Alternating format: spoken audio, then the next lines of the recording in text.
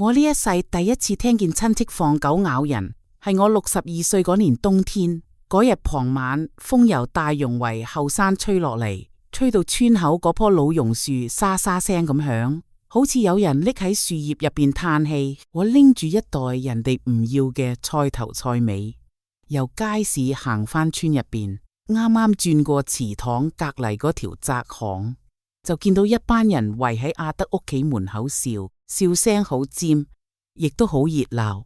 但我聽落心入邊發寒。鐵閘入邊嗰隻大狼狗正扒住欄杆狂吠，口水甩到周圍都係。鐵閘外邊企住一個老人家，着住一件洗到發白嘅舊棉衣，褲腳沾住泥，腳上一對膠拖鞋，有隻腳趾仲露咗出嚟。佢背住一個爛布袋，手入邊攞住一張舊相，塊面俾風吹到發青，卻依然客客氣氣咁問：呢度係咪梁家老宅？我想揾一揾梁志成嘅後人。門入邊啲人一聽，更加笑到前仰後合。阿德個老婆春蓮捧住一杯熱茶，斜住眼望佢：你揾梁家後人做乜？借錢啊？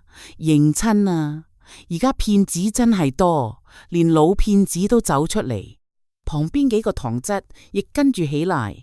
大伯公一早死咗啦。梁家冇你呢種窮親戚，走啦走啦，咪企喺門口擋住風水。嗰個老人家低聲話：我唔係嚟借錢，我只係返嚟睇一睇。阿德個仔梁海啱啱由車入邊落嚟，手上仲轉住車匙，見老人家唔肯走，就唔耐煩咁鬧：聽唔明人話係咪？再唔走，我放狗啦！話音啱啱落，佢真係將狗鏈一鬆。嗰隻狼狗猛咁衝到鐵閘邊，撞到道門，哐哐聲響。老人家俾佢嚇到向後退，一腳踩空，跌坐喺地下。爛布袋入邊啲嘢散到一地都係，有幾張舊相，有一支舊鋼筆，仲有一本邊角磨爛嘅小冊子。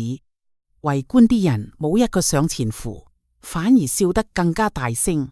有人話睇佢嗰樣八成係露宿者。有人話呢種人你唔好掂，一掂就纏住你。亦有人細細聲話，而家村入面要重建，乜牛鬼蛇神都走出嚟認祖宗。我企喺巷口望住嗰個老人家，慢慢將啲嘢一張張執翻起嚟，手指凍到發抖，心入邊忽然好似俾啲嘢刺咗一下。嗰一瞬間，我諗起好多年前，亦都係咁樣一個凍風天。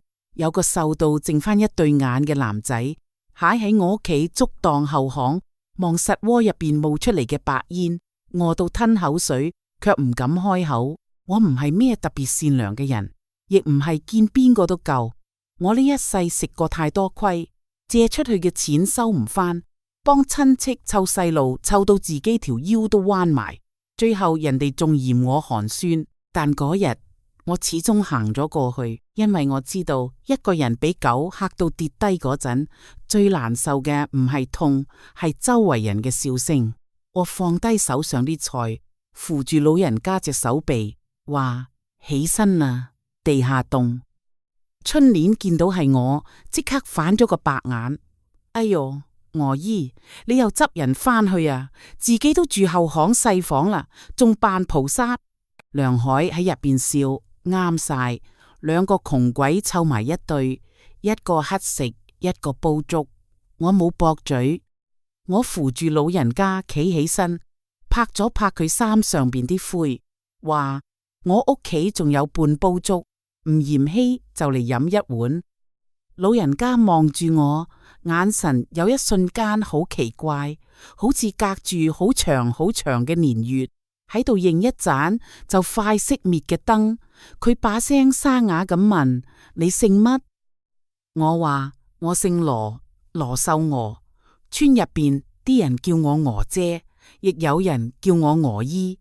佢低低頭，好似驚俾人睇見佢眼入邊啲嘢，只係輕輕講咗一句：好，我飲一碗。我住嗰度，話就話係屋，其實係舊鋪後面間出嚟嘅一間細房。以前嗰度係我同丈夫嘅竹檔，叫秀記竹粉。鋪面得2個鋪位咁闊，左邊煲粥，右邊賣粉面，牆上面貼個價目表，一碗艇仔粥2.5蚊，一碟腸粉1.8蚊。嗰陣大容圍仲未有咁多高樓，村口係小巴站，朝早有返工嘅人，傍晚有放學嘅細路，街坊經過都中意坐低飲一碗熱粥。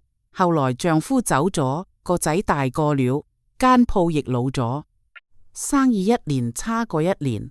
我做唔喐夜市，就將前面租俾人賣電話卡，自己搬到後面間細房住。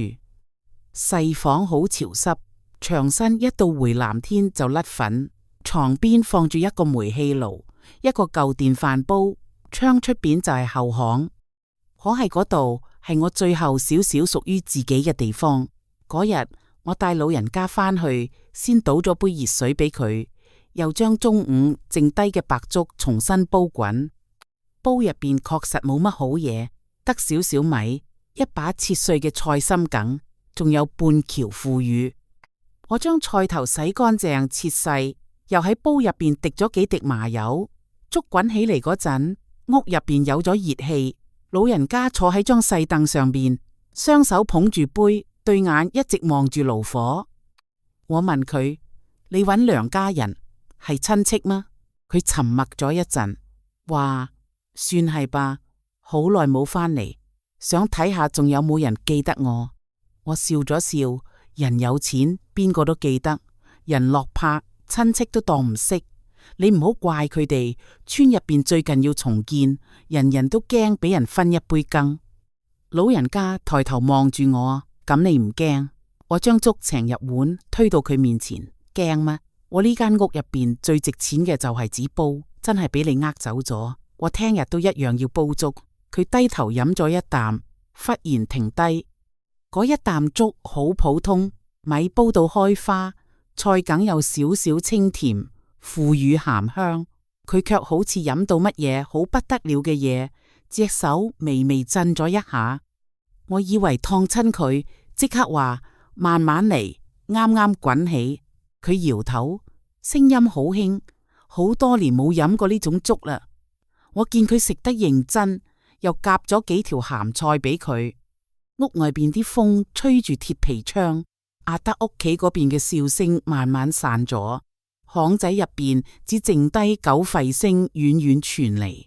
老人家食完一碗，冇再添，只係將隻碗放低，問我：你一個人住？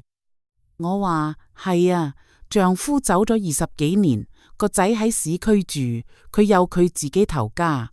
我呢把年紀唔想去逼佢哋間細屋。呢句話講得輕鬆，其實心入邊唔輕鬆。個仔阿明唔係唔養我。佢每個月都有俾我2000蚊，可係嗰2000蚊俾得似交管理費。新抱美兒更加現實，佢話市區間屋細，孫女要讀書，我去咗唔方便。佢亦唔係壞人，見面會叫我媽，過年會俾我一封利是。可係佢每一次望我對手，望我洗到發白嘅舊衫，望我膠袋入邊執翻嚟啲菜，眼神都會飄去一邊。好似驚我整污糟佢辛辛苦苦撐起嚟嘅體面。老人家聽完冇安慰，只係問：你怨佢哋嗎？我諗咗諗話：後生嗰陣怨，後來唔怨啊。人到中年各有各難處，我只係學識咗唔將自己條老命全數壓喺人哋嘅良心上。佢話：你好硬淨。我笑咗一聲，硬淨係冇辦法。遠咗就俾人踩入泥入邊。其實我後生嗰陣唔係呢種脾氣。我18歲嫁入大容圍，丈夫梁志安係粥鋪師傅，手藝好，人又老實。嗰陣我由鄉下出嚟，乜都唔識，廣東話都講得唔順。夫家人嫌我土，話我企喺鋪面會影響生意。丈夫就教我認米，教我切魚片，教我點樣用豬骨同乾貝吊底味。佢成日話一碗粥睇落簡單，其實最考人心。火太猛，米會燶；火太細，米唔開。水多咗淡，水少咗稠。做人都一樣，唔可以太硬，亦唔可以太軟。我哋兩公婆靠一口煲，由天未光忙到半夜。後來阿明出世，丈夫身體卻差咗，先係咳，後來咳血，檢查出嚟係肺病。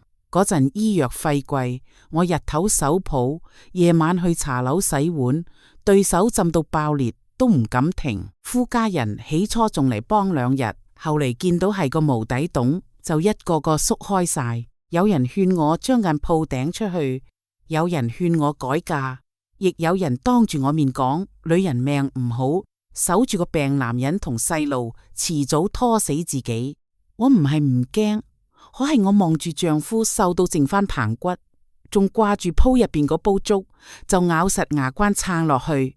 丈夫走嗰陣，阿明先得8歲，佢拉住我隻手，斷斷續續咁講：秀娥，間鋪唔好賣，阿明要讀書，你都要有個落腳地方。我應承咗，呢個應承後嚟成咗我半世人嘅枷鎖，亦成咗我最後嘅底氣。丈夫走咗之後，娘家親戚對我客氣過一排，客氣入邊帶住算計。二伯話我一個女人守鋪辛苦，不如將間鋪交俾佢個仔打理，每個月俾我生活費。三姑話我後生改嫁可以，但個仔最好留喺娘家，免得跟住外姓人走。仲有人話祖屋鋪位本來姓梁，我只係嫁入嚟嘅外人，唔好以為揸住條鎖匙就真係主人。我嗰陣啱啱30出頭，瘦到好似一支竹竿咁，心入邊驚到要命。但我硬係將鋪契、結婚證、老公留下嘅數簿全部收晒入鐵盒。邊個嚟問都只係講一句：治安交俾我嘅嘢，我會守到阿明大個。為咗呢句說話，我食咗好多苦。冬天凌晨3點起身煲粥，手指凍到冇晒知覺。夏天喺爐火前面一企就10幾個鐘，背心濕透又乾，乾完又濕。阿明讀中學嗰陣要補習，我將自己對金耳環賣咗。佢考大學嗰年，學費爭3000，我走去同人借，低聲下氣，借完翻嚟拎喺後巷喊，喊完第2日照樣開鋪，照樣笑住問街坊今日食咩粥。好多人只係見到我後來窮，冇人記得我都曾經一碗一碗將一個家煮大。嗰一年我26歲，阿明先得4歲，老公啱啱開始病，鋪頭生意亦都唔好。大容圍嚟咗一個瘦細嘅男仔，大家都叫佢阿年。佢唔係本村人，聽講爸爸姓林，媽媽係娘家遠房親戚。跟住個男人出去闖蕩，結果男人死咗喺外面，媽媽亦都病冇咗。阿年被送返大容圍，話係投靠親戚。可親戚呢樣嘢，隔住飯台就係親，真係要添多一對筷子就變成累贅。呢個親戚推嗰個，嗰個又推另一個。最後佢住喺祠堂旁邊間雜物房，日頭替人搬貨，夜晚就瞓木板。村入邊啲細路恰佢，話佢係野仔。大人見到佢，亦都只當睇唔見。有一日打風啱啱過，後巷積晒水，佢坐喺我鋪頭後門，手入邊撞住一張皺巴巴嘅紙。我問佢做乜，佢話學校要交雜費，唔交就唔可以返學。我話你親戚呢？佢低住頭唔出聲。嗰日我鍋入邊剩翻一碗白粥，本來諗住留俾老公食藥之前墊下肚。我見佢嘴唇都白晒，就將碗粥端俾佢，又切咗半條油炸鬼浸落去。佢食得好慢，好似驚食完就冇咗。食完之後，佢將嗰張紙推俾我，話：娥姐，我以後會還。嗰係一張學校收費通知，36蚊8。而家啲人聽落會笑，36蚊8算咩？但嗰陣對我嚟講係3日買餸錢，係老公2劑藥。我猶豫過，真係猶豫過，因為我唔係菩薩，我屋企都一團糟。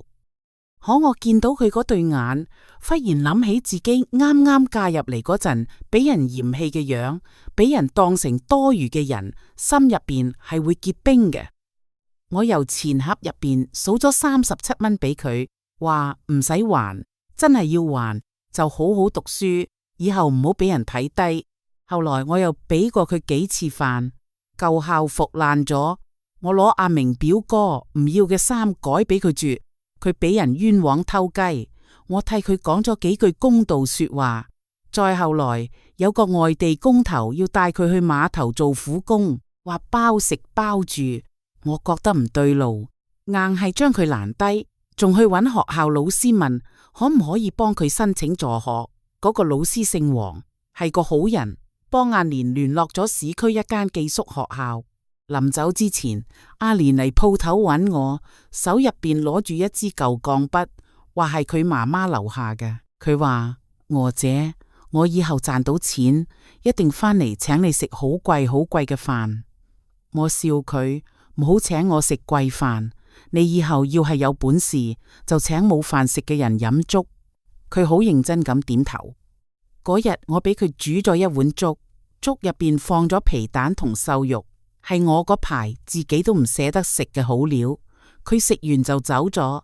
後來聽講佢去咗南洋，又聽講佢改咗名，再後來就冇晒消息。人生入邊有太多人行住行住就散咗，我冇指望佢返嚟，亦都冇將呢啲小事掛喺嘴邊。幫過人，如果日日攞出嚟講，就變成討債。只係我冇諗到，幾十年後我自己會變成嗰個俾人嫌棄嘅多餘嘅人。阿明大學畢業後入咗銀行，起初都孝順，佢第一份人工買咗條頸巾俾我，雖然顏色老氣，我卻戴足成個冬天。佢結婚嗰陣，女方屋企條件唔錯，外父做裝修工程，外母講嘢聲音好響亮。入門口先睇我鋪頭個天花板，再睇我手上啲老繭，我知道佢哋唔滿意。婚宴嗰日，美儀娘家親戚坐滿晒酒樓，個個都着得光鮮。我照住一件深紫色外套，係街坊阿珍借俾我嘅，坐喺靠近廚房嗰台。阿明敬酒敬到我呢度，眼紅紅咁叫咗一聲媽。我心入邊一酸，覺得呢啲年總算值得。可後來日子長咗，體面就好似一張薄紙，風一吹就露出入面啲算盤。美儀想換大屋，阿明話首期差少少，問我可唔可以將粥鋪抵押，我冇答應。佢沉默咗好耐，話：媽，我唔係想搶你嘅，只係而家樓價咁高，我哋壓力好大。我話：我知你難，但間鋪係你爸留俾我嘅，亦都係我養老嘅地方。你要借錢，我盡力；你要攞間鋪，我唔得。由嗰陣開始，美儀對我淡咗。孫女出世，我去幫手坐月，半夜起身煲粥、洗尿片，暈到條腰都直唔起。美儀個媽媽嚟探望，見到我用舊布袋裝衫，笑住話：親家母真係慳家。嗰個笑唔係讚，係黐。後來孫女讀幼稚園，家長日我想去睇下，美儀話學校泊車唔方便，叫我唔好折騰。再後來阿明升職，搬入一個新屋苑，門禁好嚴，保安每次都問我揾邊個。我去過幾次，發現鞋櫃入邊冇我對拖鞋，飯台上亦都成日少一副碗筷。我唔係玻璃心，但係人老咗，最怕嘅唔係冇錢，係你明明有仔有孫，卻好似一個臨時客。大容圍要重建嘅消息係3年前傳出嚟嘅，先係有人嚟量地，又有人話附近要起商業中心，舊村鋪位會升值。梁家親戚一下子熱鬧起嚟，平時一年都唔見嘅堂兄弟忽然喺群組入邊喊家族團結。阿德係梁家呢一輩最識轉型嘅人，開二手車行，嘴上永遠掛住大局。佢開咗一個宗親群組，改名叫大容梁氏一家親，日日發早安圖同政策消息。可呢個一家親入邊冇我，後來都係阿明俾截圖我睇，我先知道佢哋喺度商量點樣統一簽名，爭取更多賠償。鋪位雖然係我老公名下傳俾我，但喺梁家人眼中，我始終係外姓媳婦，阿德幾次嚟揾我，話重建係大事，大家要一齊傾，叫我將授權書簽俾佢。我問佢簽俾你，我有咩保障？佢笑得好親熱。娥姨，你都呢把年紀啦，錢多錢少有咩所謂？我哋唔會虧待你，到時分你一份安置費，夠你養老。我問幾多？佢話而家仲未定，先簽咗再講。我將門關埋。後嚟春年嚟，講嘢就冇咁客氣。娥姨，人要識趣，你一個人霸住間鋪，擋住成個家族發財路。阿明都要面，你唔好令佢夾喺中間難做。我知道阿明難，佢一邊係老婆仔女嘅房貸，一邊係親戚嘅壓力，一邊係我呢個唔肯放手嘅老母親。佢每次嚟都先講我身體，再講天氣，最後繞到鋪位。媽，你唔簽，大家都話你貪。佢講呢句說話嗰陣唔敢望我。我問佢，你都覺得我貪？佢低住頭。我只係覺得錢攞到手先係真。你守住一間爛鋪有咩意思？我望住佢，忽然覺得佢好陌生。呢個細路細個發燒，我背住佢跑去診所，雨水灌晒入鞋入邊，我都冇覺得苦。可佢而家坐喺我面前，話我守住自己住咗一世嘅地方冇意思。我冇鬧佢，只係話阿明，媽可以窮，但唔可以冇根。你爸留下嘅唔係爛鋪，係我呢一世企得直、講得出聲嘅地方。佢嘆氣，好似我唔明現實。也許我真係唔明佢哋嘅現實。我只係明白，一個人如果連最後一塊遮風擋雨嘅地方都交出去，以後人哋俾面色你睇，你連轉身嘅門口都冇。件事真正鬧大，係梁家冬至祭祖嗰日。大榕圍嘅冬至一向熱鬧，祠堂擺10幾圍盤菜，外嫁女、遠房親戚都返嚟。嗰一年因為重建，傳到沸沸揚揚，嚟嘅人更多。阿德特登請咗攝影師，仲拉咗橫額，寫住梁氏宗親同心同德，共迎新機遇。我本來唔想去，可阿明打電話嚟，話親戚都喺度，你唔嚟人哋又講閒話。我諗諗都係，老公姓梁，仔姓梁，我守咗梁家鋪頭幾十年，祭祖我總應該露下面。於是我換上最乾淨嘅衫，拎咗一盒自己整嘅蘿蔔糕去。祠堂入邊人聲鼎沸，台上擺滿燒鵝、白切雞、盤菜、海蝦。我啱啱行入去，春蓮就迎上嚟，笑得好大聲。娥姨嚟啦，坐嗰邊，嗰邊方便。佢指嘅係最靠門口嗰張細台，坐嘅都係幫手端菜嘅散工同幾個唔熟嘅遠房。主台上，阿德、美儀、梁家人幾個有錢堂親坐到滿滿當當。阿明見到我企起身又坐翻低，塊面有啲尷尬。我將蘿蔔糕遞俾春蓮，佢接過去睇都冇睇就放到角落。哎呀！而家大家都食酒樓點心，你呢啲太家常啦。我心入邊好似俾針結咗一下，卻都係忍住。食飯嗰陣，旁邊有人問我，聽講你仲唔肯簽授權？娥姐唔好咁固執啦，大家發財，你都有份。另一個人接話，佢驚簽咗冇人養佢嘛。其實阿明咁孝順，點會唔養？我低頭飲茶，冇出聲。人越老越知道有啲說話答咗都冇用。正喺呢個時候，祠堂門口行入嚟一個着住舊棉衣嘅老人家，就係後來我帶翻去飲粥嗰位。佢當時仲未俾狗咬，只係企喺門外攞住舊相，怯生生咁向入邊望。佢問咗幾個人，話想揾梁志成嘅後人。梁志成係阿德嘅祖父，亦都係當年阿蓮嘅遠親。阿德聽見呢個名，皺住眉行過去，上上下下打量佢。你係邊個？老人家話：我姓林，細個嗰陣喺呢度住過一排。阿德一聽到姓林，塊面即刻淡咗。姓林就去揾林家、梁家祭祖，你入嚟做乜？老人家話：我媽媽姓梁，我想俾佢上一炷香。春年喺旁邊冷笑：上香可以，香油錢總要有兩。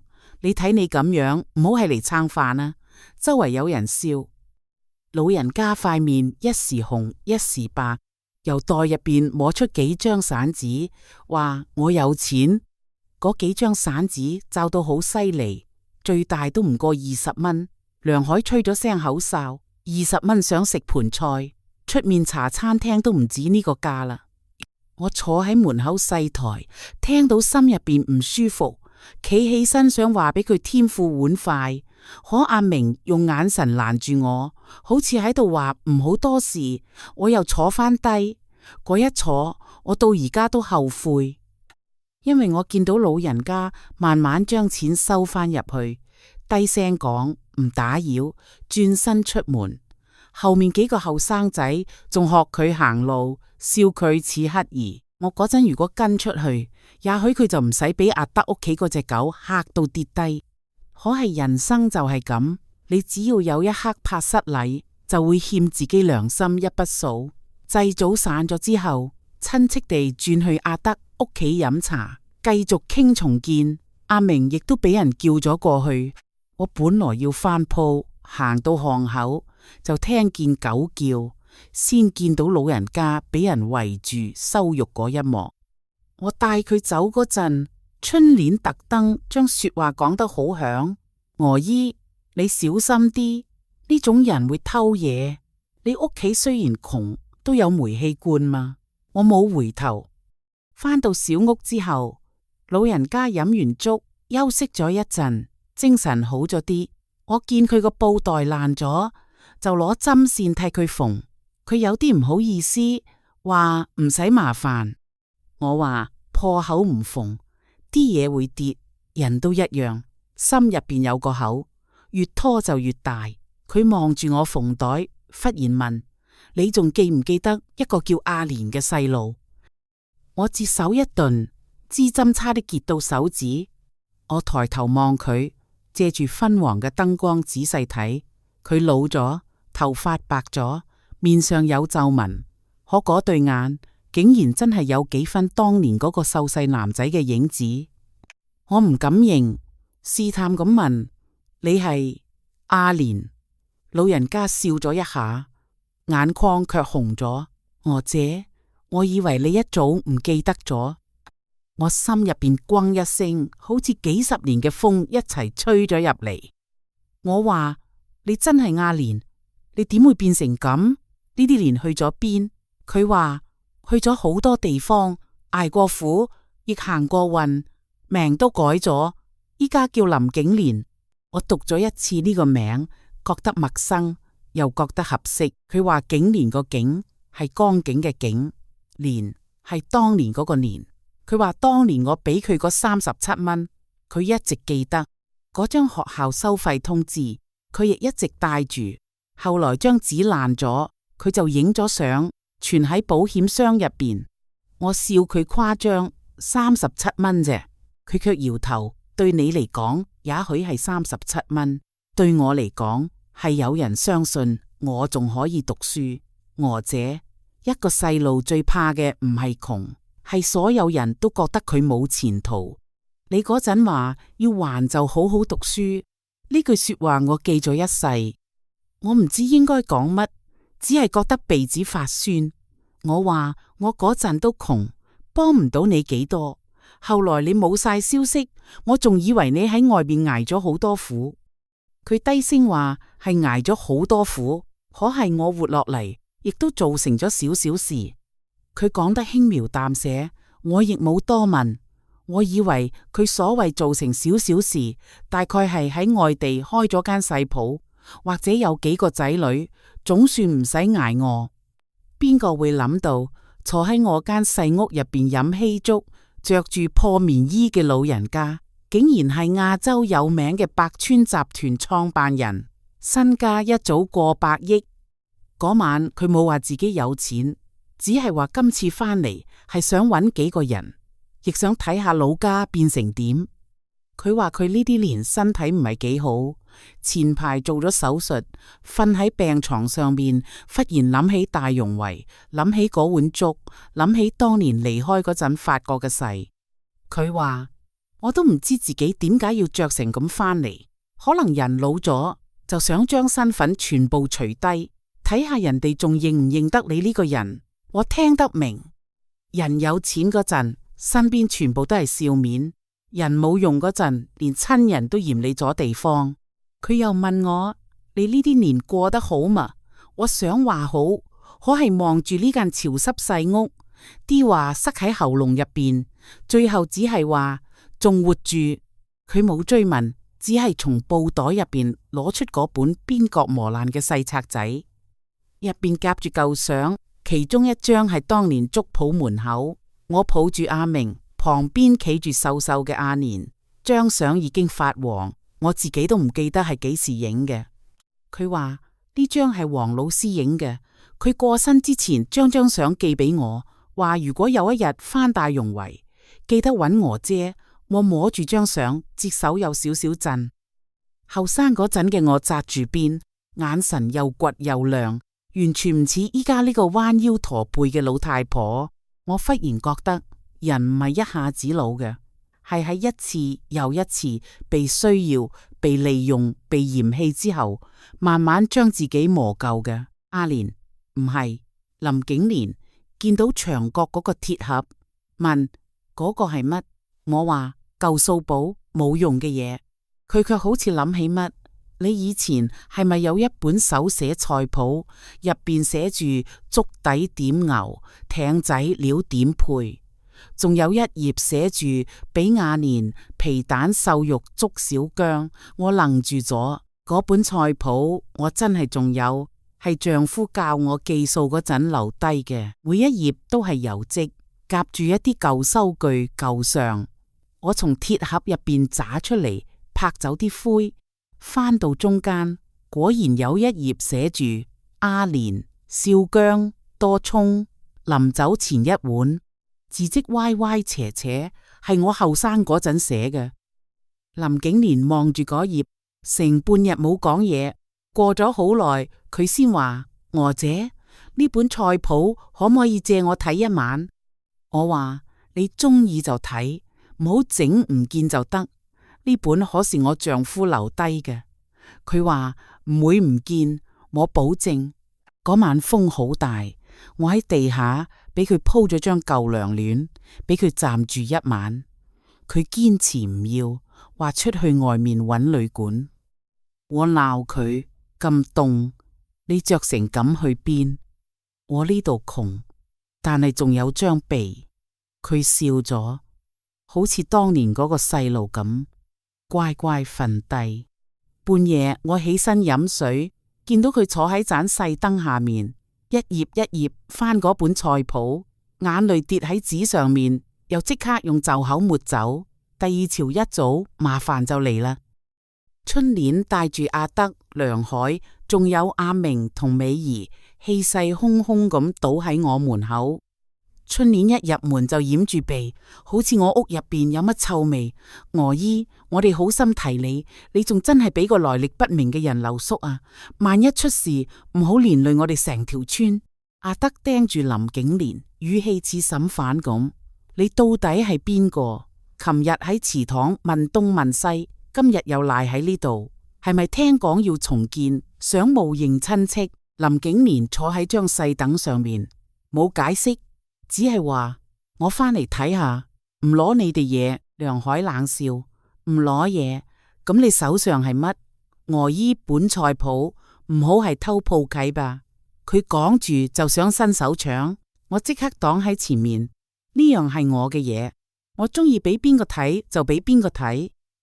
美儀拉咗拉阿明，聲音壓低，卻特登俾我聽見。你媽真係越老越糊塗。乜人都帶入屋，以後個孫女仲敢唔敢嚟？阿明面色難睇，對我話：媽，你唔好鬧啦，得唔得？依家成條村都講你收留乞兒，你知唔知美儀爸媽今日都喺度？佢哋點睇我哋？我望住個仔，心入邊涼咗一截。我話佢哋點睇你？俾你媽有冇俾人欺負仲重要。阿明煩躁咁捉頭髮，唔係呢個意思，我係驚你俾人呃。你一個老人家住喺呢度已經夠令人擔心，仲將陌生男人帶返屋企，人哋會點講？我笑啦，人哋講乜？你幾時咁在意？當年你爸病咗，人哋講我克夫，我手抱；人哋講我貪良家財產，我供你讀書；人哋講我遲早拖累你，人哋講咗一世，我唔係一樣活到依家。阿明俾我賭到講唔出嘢，阿德趁機話：娥姨，你睇，連阿明都為難。咁啦，今日宗親都喺度，你簽咗份授權書，我哋幫你安排去老人院。呢個老頭，我哋報警處理。我一聽到老人院，火氣一下上嚟。邊個話我要去老人院？春年笑，唔係嫌棄你，係為你好。你住後巷，潮濕又危險。再講重建之後，呢度遲早拆。你仲想賴住？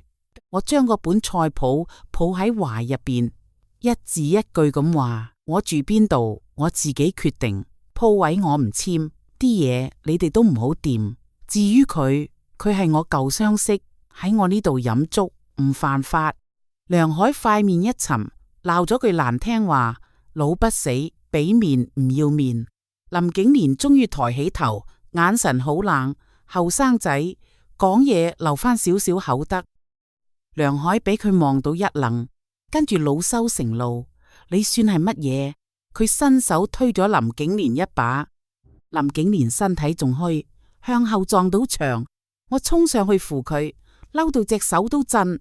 梁海，你再喐手，我就報警。阿德驚真係鬧大，拉住個仔，冷哼一聲：好，你硬淨，到時唔好求我哋。佢哋走之前，春年特登將我門口一袋菜踢翻，菜葉灑到一地都係。美儀拉住阿明離開，阿明回頭望咗我一眼，眼入面有愧疚，亦有逃避。嗰一眼比春年嘅白眼更加傷人。佢哋走咗之後，我蹲低執菜葉，執下執下，眼淚跌咗落嚟。我唔想喺林景年面前喊，可係人老咗，委屈積得太耐，有時一塊爛菜葉都可以將個心戳穿。佢彎腰幫我執，我話唔好執啦，污糟。佢話菜洗一洗仲食得，人心污糟咗先至難洗。我忍唔住笑咗一下，又嘆氣，俾你睇笑話啦。幾十年冇見，一見面就俾你見到我俾親戚欺負。佢話我睇到嘅唔係笑話，係我欠咗好耐嘅一堂課。我問佢咩意思，佢冇即刻答，只係話今日要出去辦啲事，夜晚翻嚟仲想飲粥。我擔心佢身上冇錢，塞咗200蚊俾佢。佢望住嗰200蚊，好似望住一樣好重嘅嘢。我話唔好嫌少，攞住搭車食飯。佢冇推辭，只係鄭重咁收進內袋，話呢筆錢我一定還。我擺手又嚟啦，你細個嗰陣就話還，依家仲話還。佢笑咗笑，今次唔一樣。我冇將呢句話放喺心上。嗰日佢走咗之後，我一個人坐喺鋪入邊，忽然覺得好醉。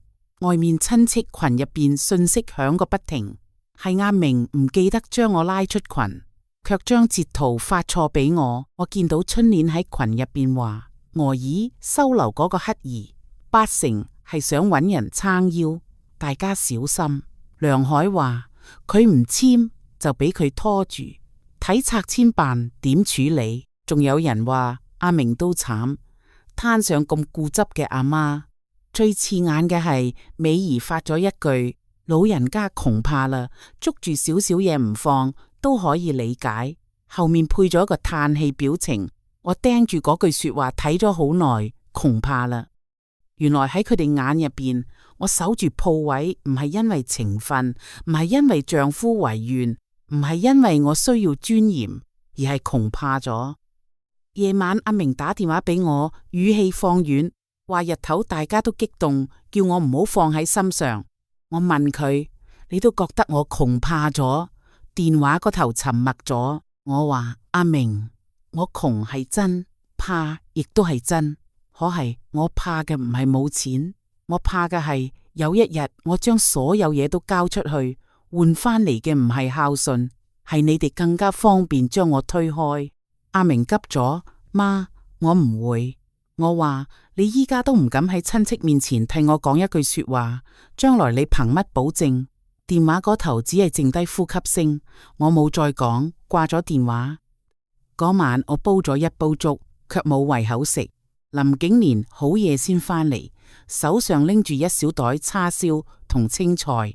佢話經過燒臘鋪，諗起我以前中意將叉燒邊角切碎煲粥。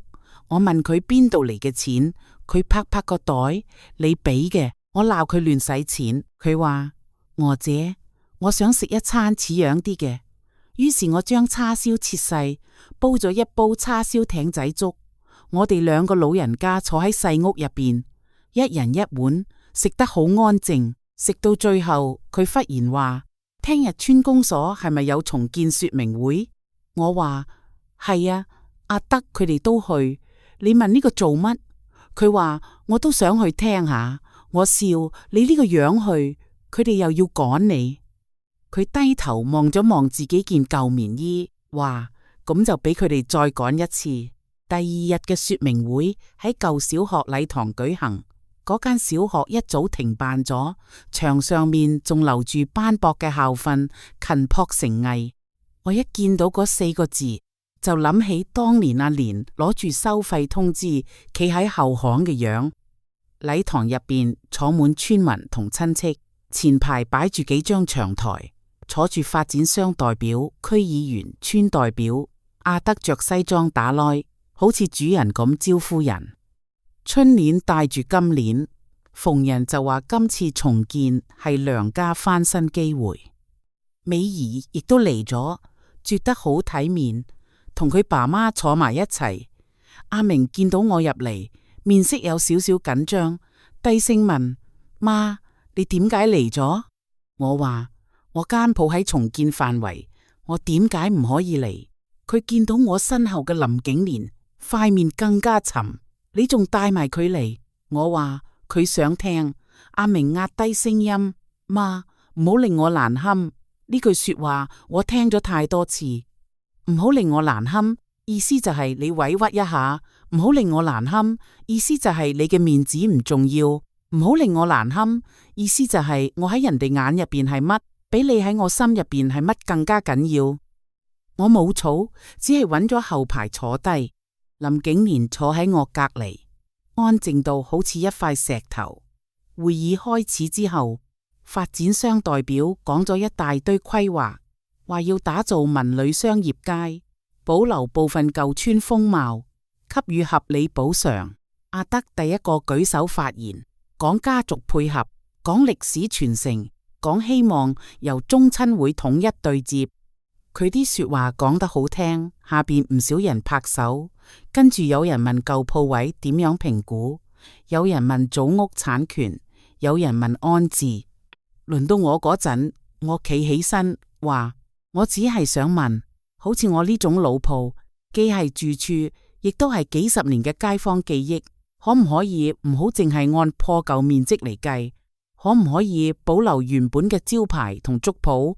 我啲說話都未講完，春蓮就喺前排笑出聲：娥姨，而家邊個仲飲你嗰種粥？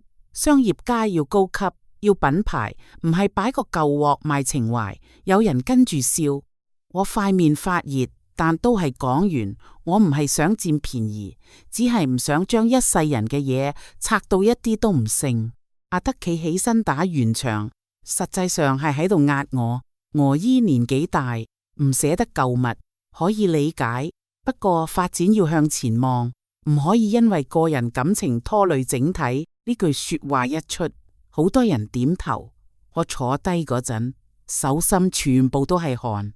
林景年忽然細細聲問我：如果有機會保留，你願唔願意繼續做？我苦笑，我呢把年紀仲可以做幾耐？但係如果有人願意學，我願意教。粥鋪唔係一定要我賺錢，只係唔想呢口鑊斷咗。佢點點頭，冇再講嘢，就喺呢個時候，禮堂門口一陣騷動，幾個着深色西裝嘅人行入嚟，帶頭嘅係一個40幾歲嘅女人，頭髮利落，手入邊攞住文件。佢行到發展商代表耳邊講咗幾句，對方塊面即刻變咗，企起身請佢上台。女人接過咪，自我介紹：各位好，我係百川集團香港項目部負責人周雅文。關於大榕圍舊村更新項目，我哋集團今日正式接手主要投資及保護性開發部分。台下即刻炸開晒，百川集團呢4個字，連我呢個唔睇財經新聞嘅人都聽過。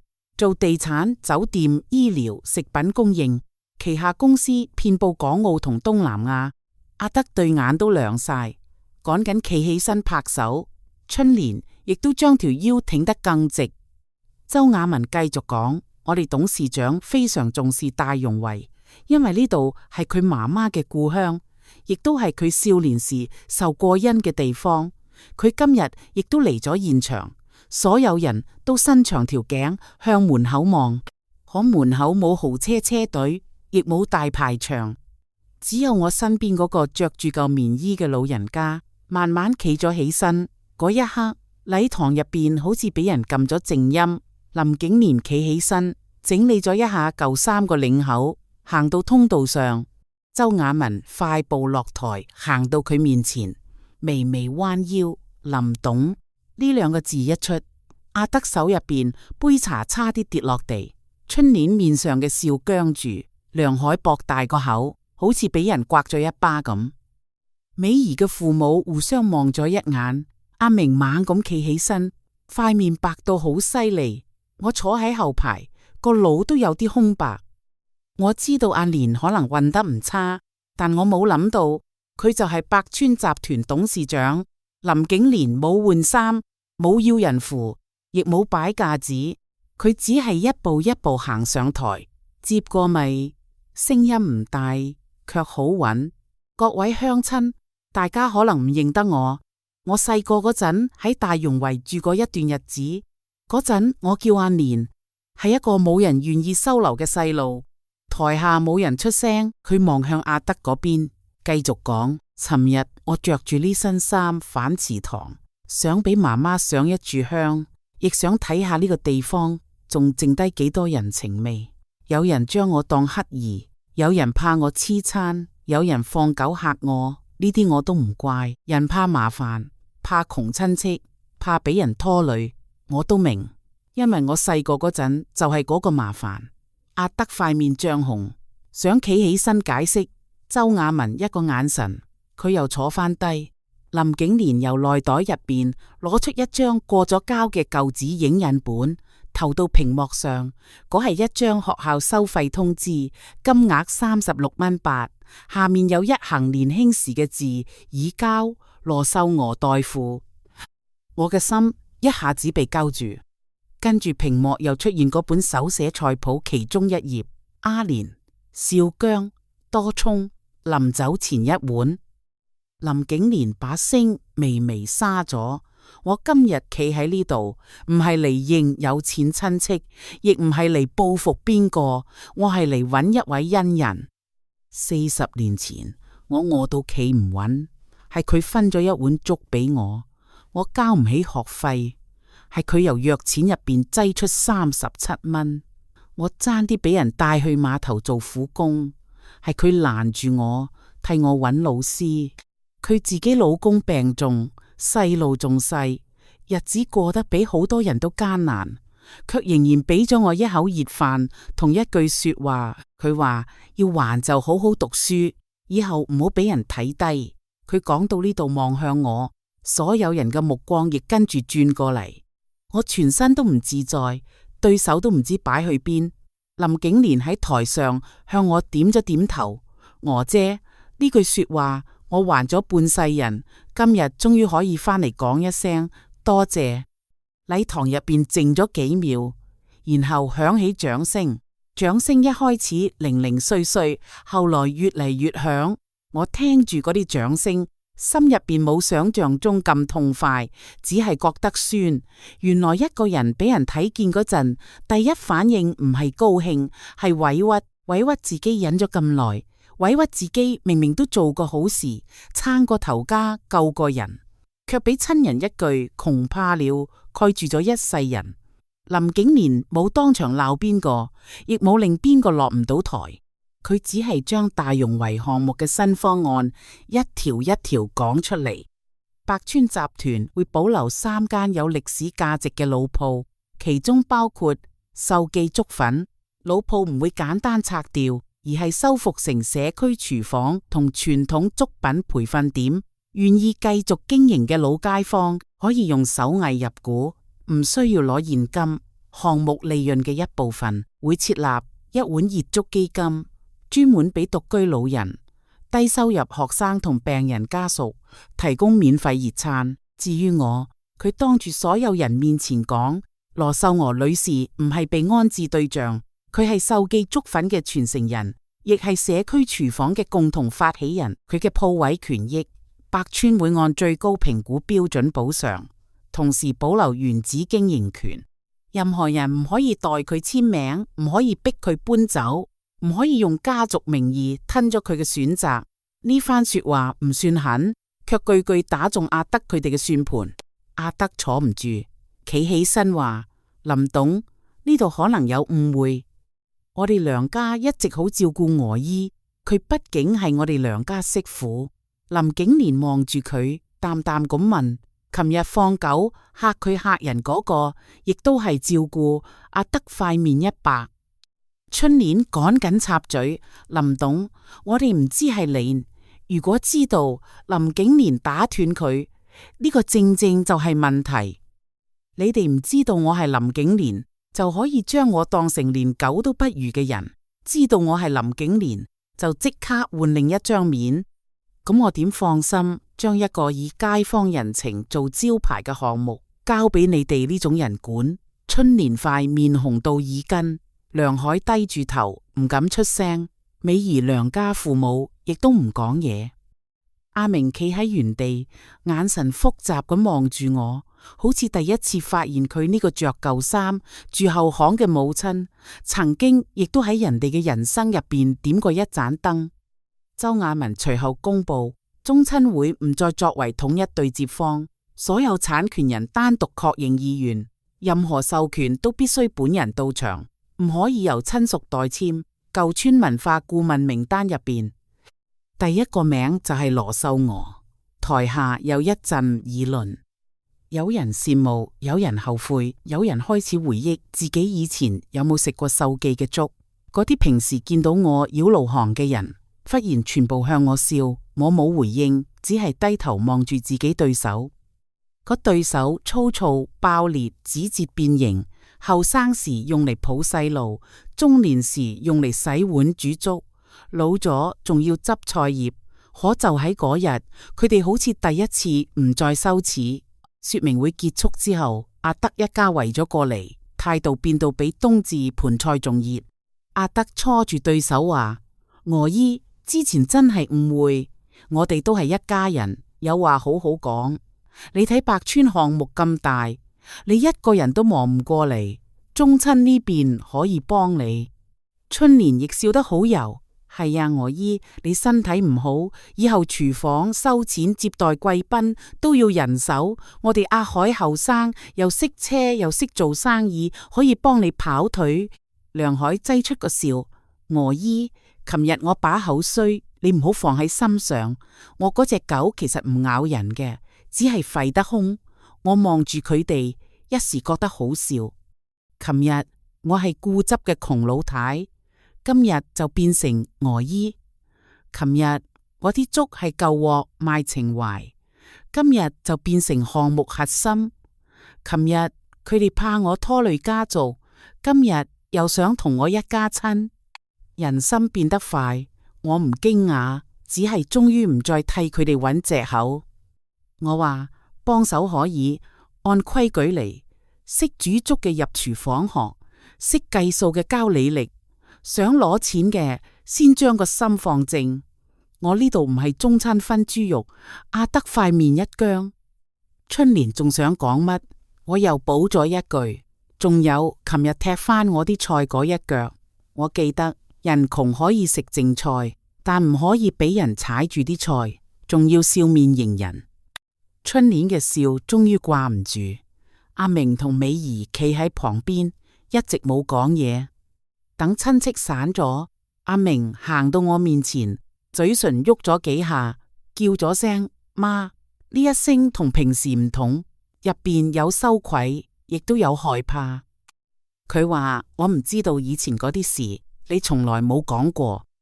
我望住佢，我供你讀書、手鋪、通宵做工，呢啲你唔係唔知，只係你以前覺得嗰啲係媽媽應該做嘅，唔算乜。阿明眼眶紅咗，對唔住。美儀亦低聲講，媽，之前係我講嘢難聽。我唔係睇唔起你，我只係怕生活壓力大，怕人哋話我哋住得唔夠體面，怕個女輸喺起跑線。佢講得好急，好似驚我唔信。其實我信。美儀唔係天生惡毒，佢只係太相信體面，太怕窮，太怕俾娘家同同事睇低。佢以為將我呢個寒酸家婆收埋，日子就會更高級。可一個家如果要靠收埋老人嚟維持體面，嗰份體面本身就係空嘅。我對佢講，你怕窮，我都怕過，但係我唔會因為怕窮就將一個跌低嘅人踢開。美儀，做人可以現實，但係唔可以淨係剩低現實。佢低低頭，眼淚跌落嚟。阿明話，媽，以後你搬嚟同我哋住啦。我望住佢，好耐先講，唔使啦，我有地方住，你哋願意嚟睇我，我煮粥，唔願意嚟，我都過得落去。母子情唔係靠住埋一齊證明，亦唔係靠錢補得返。你想孝順，就先學識喺人前承認我，唔好等人哋話我有價值，你先叫我媽。阿明喊咗，佢已經40歲，喺銀行管住一隊人。可嗰日喊到好似細個摔傷膝頭哥咁，我冇抱佢，只係遞咗一張紙巾俾佢。人老咗，心會軟，但係底線唔可以軟。接落嚟嘅日子，大容圍比過年仲熱鬧，記者嚟咗，電視台嚟咗，網上亦有人轉發100億富豪回鄉尋恩人嘅故事，標題起得一個比一個誇張。有人話我係隱藏大善人，有人話我一碗粥換嚟100億報恩。我睇完只係覺得唔自在。咩叫換嚟？我當年俾阿蓮嗰碗粥嗰陣，根本唔知道佢會唔會活成今日咁樣。如果每一份善意都要先計回報，咁就唔係善意，係投資。林景蓮亦唔中意嗰啲誇張講法。佢叫周雅文同媒體講清楚，項目唔係私人報恩，而係將被忽略嘅街坊互助重新做起嚟。可人哋中意聽傳奇，唔中意聽慢慢熬出嚟嘅日子。街坊見到我，態度亦變咗。以前有人見到我執菜會避開，而家有人主動送新鮮菜。以前茶餐廳老闆嫌我坐太耐，而家叫我娥姐，問我要唔要飲凍檸茶。以前親戚聚會冇人留我位置，而家請帖一張一張送嚟。最誇張嘅係春蓮，竟然拎住燕窩嚟道歉，話嗰日隻狗係梁海唔識事，佢呢個做阿媽嘅冇教好。我冇收燕窩，只係請佢坐低飲咗杯茶。佢一開始仲端住個款，後來見我不冷不熱，終於嘆咗口氣，話我姨，其實我都難啊。阿德車行呢幾年生意差，阿海又要結婚，女方一開口就要樓要車，我哋驚錯過重建，驚一世都翻唔到身，所以講嘢急咗。我望住佢，忽然覺得佢都老咗，眼角啲粉蓋唔住皺紋，金鏈壓喺頸上，好似一圈沉重嘅繩。佢唔係唔知自己勢利，只係佢覺得勢利可以保住一家人嘅面。我話春蓮想翻身冇錯，但唔可以踩住人哋嚟翻。你哋如果好好商量，我未必唔聽。可係你哋一嚟就當我老窮冇用，覺得我應該讓路。人最傷人嘅地方就係將人哋一世人睇成自己嘅障礙。春年低低頭冇講嘢，臨走嗰陣佢將燕窩留下，我都係推返俾佢，攞返去俾你自己食啦。以後見到門口有落難人，唔好急住放狗。佢塊面一陣紅一陣白，最後點咗點頭。嗰一刻我知道公道唔一定要將人踩死，有時俾一個人聽清楚自己做過啲乜已經夠啦。鏽記竹粉修復用咗半年，百川請嚟嘅設計師一開始想將間老鋪整得好靚，木招牌、玻璃牆、復古燈。我睇咗圖紙，話太新，唔似我屋企。設計師愣住問我想點，我帶佢去睇牆角嗰塊俾爐火燻黑嘅磚，睇門口嗰張俾街坊坐到有凹痕嘅長凳，睇舊招牌上面竹粉兩個字甩漆嘅邊。我話呢啲唔好全部遮住，舊唔係污糟，舊係有人嚟過。後來佢哋真係保留咗一面老牆，收好木凳，連我丈夫當年用過嘅砂鍋都清洗之後放入展示櫃。廚房變大咗，爐亦安全咗，可係粥底仍然係按舊菜譜熬，米要先浸，豬骨要穿水，乾貝唔可以多，多咗會搶味。魚片落鑊之前要用薑汁拌一下，老人家食先唔腥。林景蓮每個星期嚟一次，唔帶太多人，有時着普通夾克，有時仲係嗰件舊棉衣。佢話嗰件衫提醒佢唔好忘記自己俾狗嚇過，亦唔好忘記邊個扶過佢。有一次佢坐喺鋪入邊飲粥，問我：娥姐，你有冇諗過攞咗錢去享福，買大屋，請工人，唔使再企廚房？我話諗過啊，點會冇諗過？我都想瞓一張唔潮嘅床，想唔使計住菜錢，想住一對行路唔痛嘅新鞋。可係享福唔等於乜都唔做。我呢一世最熟嘅就係煲粥，我唔企喺廚房入邊，反而唔知自己係邊個。佢笑，咁你就係天生勞碌命。我等住佢，勞碌命都要勞碌得有尊嚴。項目俾我嘅補償同分紅，確實令我一夜之間變成親戚口中嘅有錢人。戶口入邊多出嚟嘅數字，我睇咗幾次都覺得唔真實。可係我冇買金鏈，亦冇去親戚面前炫耀。我先將間細屋重新修好，換咗唔漏水嘅窗，買咗張舒服嘅床褥，又俾自己做咗全面身體檢查，將拖咗好耐嘅牙補好，剩低啲錢，一部分存起嚟養老，一部分放入一碗熱粥基金。有人話我傻，好唔容易有錢仲攞去俾人食。我話我唔係耍錢。我係知道餓過嘅人飲到一碗熱粥，個心會先活翻過嚟。阿明後來真係變咗少少，變化唔係一日發生嘅，亦唔係一句對唔住就全部好翻。起初佢每個星期嚟鋪入邊，着住西裝坐喺角落，好唔自在。街坊叫佢娥姐個仔，佢會面紅。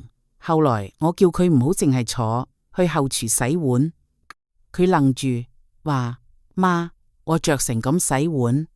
我話你細個瀨尿我都洗過，你洗幾隻碗委屈。佢除咗外套捲起袖，洗到成身水。美儀第一次嚟幫手係帶住孫女嚟嘅，孫女已經12歲，生得高高瘦瘦。以前同我唔親，因為佢由細到大聽大人講卜落忙，卜落住得遠，卜落嗰度唔方便。嗰日佢見到展示櫃入邊啲舊相，指住後生嗰陣嘅我問：呢個係嬤嬤嗎？好靚。我笑，嗰陣仲未俾你爸激老。阿明喺旁邊尷尬咁咳咗兩聲。孫女又見到收費通知，問36.8係乜？我將個故事簡單講俾佢聽。佢聽完好耐冇講嘢，後來跑入廚房幫我揀菜。美儀企喺門口望住，眼都紅咗。佢私底下同我講：媽，我以前成日覺得窮會令人抬唔起頭，所以拼命想將窮嘅痕跡遮住。依家先知道真正令人抬唔起頭嘅係嫌棄自己人。我話知道就好。你哋嗰層樓嘅按揭，我唔會一次過替你哋還晒。唔係我冇錢，係你哋要學識自己扛。但係孫女讀書需要，我會幫。屋企真係有急事，我亦唔會唔理。只係由今以後，唔好再將我當成提款機，亦唔好將我當成吊鏈嘅舊家私。美儀點頭，叫咗一聲媽，呢一聲比以前輕卻真。阿明後來喺銀行辭咗原本嘅管理崗，調去做中小商戶貸款。佢話以前睇報表只睇數字，依家見到嗰啲細鋪老闆就會諗起我手鋪嘅樣。我唔知佢可以堅持幾耐，但係人肯回頭，總好過一直向錯處行。至於阿德一家，日子冇好似故事入邊咁即刻垮晒，佢哋冇破產，亦冇跪地求饒。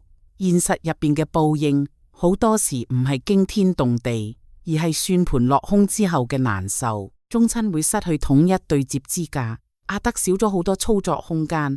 梁海本嚟想借重建風光結婚，女方屋企聽講放狗嗰件事之後，態度冷咗唔少。春年有一排唔敢嚟壽記，經街坊背後議論。後來有日落大雨，佢避雨避到鋪門口，我見到佢褲腳濕透，仍然叫人俾佢端咗一碗熱粥。佢捧住隻碗，半日先話：娥姨，你仲肯俾我粥？我話粥係粥，醬係醬，你肚餓，我俾你食。你想佔我便宜，我唔俾。呢兩件事唔衝突。佢低頭飲粥，飲下跌咗眼淚。佢話細個屋企窮，嫁俾阿德之後最驚俾人睇唔起，所以拼命買金買車撐場面。佢以為只要人哋羨慕佢，就唔會記得佢以前住木屋。結果撐咗一世，仍然係驚。我聽住個心都軟咗少少。人心壞，有時係俾貪念撐大嘅；人心窄，有時係俾恐懼勒細嘅。可係理解唔等於縱容。我對佢講：你驚俾人睇低，所以就睇低人哋，咁樣唔會令你高，只會令你更泥。春年冇反駁，後嚟佢偶爾會嚟幫基金派粥。一開始係為咗挽回名聲，後嚟倒亦認真。梁海仍然嘴硬，但見到我會叫娥姨，唔敢再亂講嘢。嗰隻狗後來老咗，趴喺阿德屋企門口曬太陽。有次林景年經過，隻狗竟然搖咗搖尾，佢笑住話：連狗都俾人容易改。我話狗係狗，人係人，狗咬人多數係主人教嘅。佢笑到爭啲俾粥嗆親。1年後，一碗熱粥基金正式運作。每日清晨6點，壽記門口都會擺出一張細台，台上放住保溫桶，寫住有需要者自取，不問原因。起初有人唔好意思攞，成日怕俾人見到，我就坐喺門口揀菜，邊個嚟攞都當睇唔見。後來攞嘅人多咗，有附近醫院陪診嘅家屬，有清潔工，有獨居老人，亦有放學後餓到肚響嘅細路。有個小男孩第一次嚟，瘦瘦黑黑，企喺門口盯住個粥桶，唔敢喐。我行過去問佢食唔食，佢點頭又搖頭。我俾佢盛咗一碗，加咗少少蔥花。佢飲第一啖嗰陣，我忽然見到當年嘅阿年，亦見到後生嗰陣嘅自己。林景年嗰日啱啱喺鋪入邊見到嗰個細路，眼神都軟咗。佢話：娥姐，你睇，一碗粥又出發啦。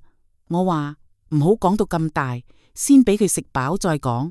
我哋兩個老人家喺門口笑，陽光照喺舊招牌上面，壽記兩個字唔新卻亮。嗰一刻我忽然明白，我呢一世唔係冇風光，只係我嘅風光唔喺酒樓主家席，唔喺親戚群嘅奉承，唔喺銀行卡嘅數字。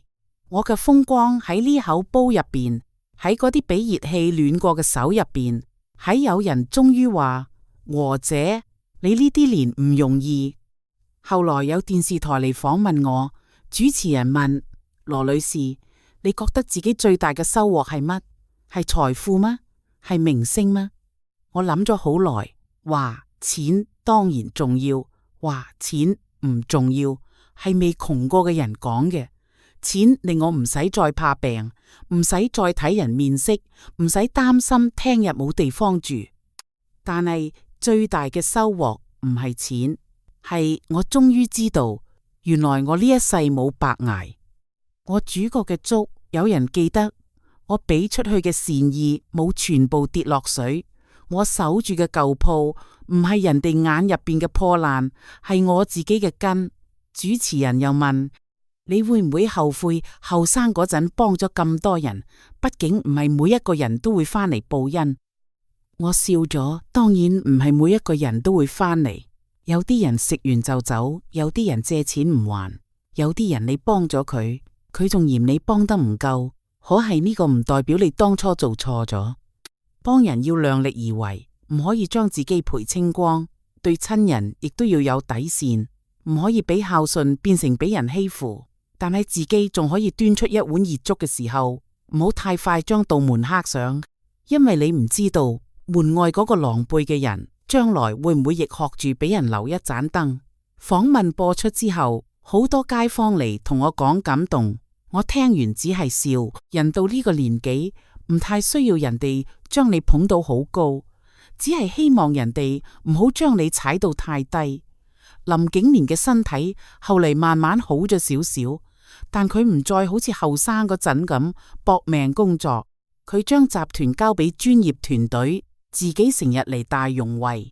有時佢坐喺售記靠窗嘅位置，一坐就成個下晝，睇小學生放學，睇老人家買菜，睇街坊鬧交又和好。佢話呢啲比董事會有意思。我笑佢：你係有錢先覺得有意思，冇錢嘅人睇呢啲只會覺得柴米油鹽壓死人。佢話：所以我先返嚟補貨。有一次，佢將嗰件舊棉衣洗乾淨，疊好，放入售記個細展櫃旁邊。我問佢咁做係做乜？佢話提醒後嚟嘅人唔好淨係認西裝，亦唔好淨係認破衣。人最值錢嘅嘢唔係着喺身上。我嫌佢文搶，卻冇反對。展櫃入面後嚟多咗3樣嘢：一張36.8嘅收費通知，一頁寫住少薑多蔥嘅菜譜，仲有一隻舊竹碗。好多後生仔女嚟影相，我成日都要提醒佢哋，影可以，唔好擋住人哋食粥。有個女仔問我：娥姐，你當年如果知道佢以後會咁有錢，會唔會俾多幾碗佢？我話：傻女，我如果知道佢以後咁有錢，我就應該叫佢洗碗抵翻飯錢。成間鋪都笑起嚟，林景年亦都笑。笑完之後，佢低聲講：娥姐，其實我仲欠你好多。我擺擺手，唔好欠嚟欠去。你將個基金做好，將啲粥煮俾應該食嘅人，就算還咗。佢點頭話好。我同阿明嘅關係亦都喺一碗一碗粥入邊慢慢修補。唔係所有裂痕都可以恢復到同以前一樣。我心入面嗰度俾佢嫌棄過嘅傷，亦唔會因為佢一句道歉就完全消失。可我願意俾佢機會，因為佢係我個仔，亦因為我唔想自己後半世都浸喺怨入邊。只係機會，唔係無底洞。我定咗規矩，我嘅錢我自己管，我嘅鋪我自己話事。屋企有事可以商量，但唔可以替我決定。過年過節我會去佢哋屋企食飯，佢哋亦都要嚟售記幫一日手。第一年年30晚，美儀嘅父母亦都嚟咗。佢哋以前見到我，總係有啲高高在上，嗰日都係客氣咗好多。食完飯之後，美儀媽媽拉住我隻手話：親家母，以前我哋講嘢有唔周到，你唔好介意。我話介意過，不過算啦，大家都一把年紀，以後少講傷人嘅說話就好。佢塊面紅咗紅，點咗點頭。孫女夾送俾我，話學校老師講咗壽記嘅故事，同學都話佢媽媽好犀利。我問佢：咁你覺得嬤嬤犀唔犀利？佢認真諗咗諗，話犀利，但唔係因為識有錢人，係因為你明明俾人蝦，都冇變成壞人。我聽完，心入邊熱咗一下。細路睇得比大人清楚。2年後嘅冬至，大容圍又擺盤菜。今次地點唔喺阿德屋企，亦唔喺祠堂，而係喺修復好嘅舊小學操場。長台一排排擺開，有錢嘅、冇錢嘅、本村嘅、外來嘅，坐到就坐，冇主台，亦冇靠門口嘅冷板凳。壽記負責煲粥，阿德屋企負責搬台。春年大人洗菜，阿明同美儀喺度派碗，梁海拖住嗰隻老狗企喺遠處，唔敢靠近食物區。林景蓮着住普通外套坐喺我隔籬，手入邊捧住一碗白粥。佢話：娥姐，你睇，始終都係白粥最好。我話：廢話，白粥最考功夫。開席之前，村代表請我講幾句。我本來唔想講街坊喜悅，我只好企起身。冬天嘅風依然由後山吹落嚟，老榕樹依然沙沙聲咁響。只係今次，我唔再企喺門口，亦唔再覺得自己多餘。我望住一張張熟悉又陌生嘅面，話我冇乜大道理。以前我成日覺得人老咗，忍一忍就算。唔好俾仔女添麻煩，唔好同親戚計較。後來我先明白，忍讓可以，但唔可以忍到自己冇咗位置。心軟可以，但唔可以軟到俾人當你係踏腳石。我哋呢啲做人阿媽、做人老婆、做人媳婦嘅人，一世人煮飯、湊細路、照顧病人，好似做咩都係應份嘅。可其實冇乜嘢係天生應份嘅。每一碗飯，每一件洗乾淨嘅衫，每一次半夜起身嘅照顧，都應該被記住。錢總有使完嘅一日，樓亦都會舊，面子更加靠唔住。真正撐住一個家嘅，係肯喺人哋狼狽嗰陣第一碗熱粥嘅人，亦係肯喺自己受委屈嗰陣守住底線嘅人。我講完，操場上靜咗一陣，然後有人拍手。阿明喺人群入邊望住我，對眼又紅咗。美儀低頭抹眼淚，春蓮亦都拍手，拍得好用力。林景蓮冇拍手，只係端起碗粥，輕輕同我碰咗一下，好似敬酒咁。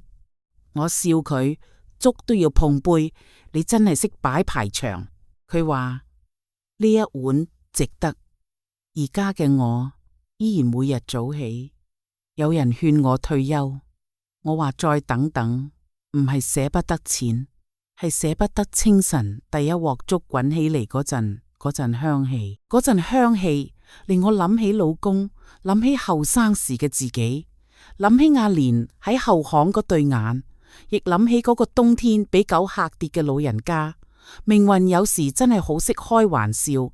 你以為自己只係隨手俾咗一碗粥，隔咗好多年之後，佢兜咗一大個圈，又熱辣辣咁返到你面前。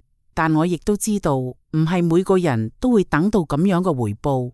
所以我成日同嚟鋪頭學手藝嘅後生講，冇將善良當買賣，亦唔好將忍讓當本分。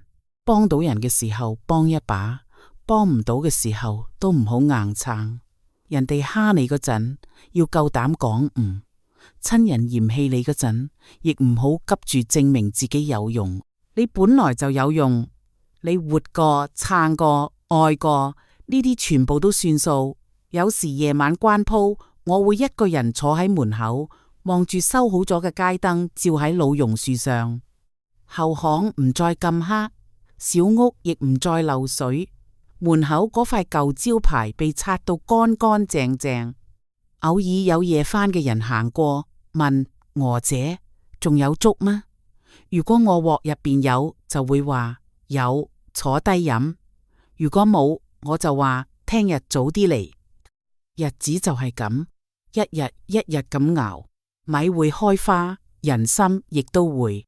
曾經嗰啲睇低我嘅人，而家見到我會客客氣氣咁叫一聲娥姐，可我最想聽嘅已經唔係佢哋嘅客氣，而係爐火旁邊有人真心講一句：呢碗粥真係暖。因為我終於明白，一個女人去到晚年，最好嘅翻身，唔係令所有人怕你，唔係令親戚後悔到腸都青，亦唔係突然變到幾富貴。最好嘅翻身，係你終於唔使再低頭解釋自己係邊個，你企喺自己間鋪入邊，守住自己口鑊，花自己嘅錢，自己話事。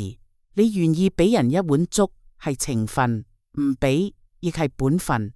你願意原諒係你心寬，唔願意再俾人蝦係你清醒。嗰日我喺阿德屋企門口扶起一個着住爛棉衣嘅老人家嗰陣，人哋笑我傻，可佢哋唔知道我扶起嘅唔止係佢，亦係好多年前嗰個俾生活壓彎卻仲未放棄良心嘅自己。故事去到呢度亦都差唔多啦。大容圍啲人而家仲會講起嗰年冬天，話百億富豪着到爛爛地返老家，想睇下邊個真心對佢，結果親戚冷嘲熱諷，甚至放狗嚇佢。只有最窮嘅羅秀娥分咗一碗熱粥俾佢。講嗰啲人總係中意將後面講到好熱鬧，話我一夜暴富，話勢利眼親戚悔不當初，話阿德一家屌晒嘅，我聽見都唔糾正。人哋中意聽爽快嘅結局，就由得佢哋爽快一下。可我自己心入邊知道，真正令我瞓得安穩嘅，唔係戶口多咗幾多錢，亦唔係人哋終於知道我犀利，而係我喺最俾人嫌棄嗰陣，冇跟住佢哋一齊變冷。我窮過、苦過，俾親人睇低過，亦爭啲俾現實磨成一個淨係顧自己嘅老太婆。可幸好嗰日鑊入邊仲剩半碗米，好彩我仲願意開門。好彩我仲記得老公講過，一碗粥睇落簡單，最考人心。人呢一世邊個都有落魄嘅時候，落魄嗰陣遞過嚟嘅一碗熱粥，比富貴嗰陣一台山珍海味更加貴。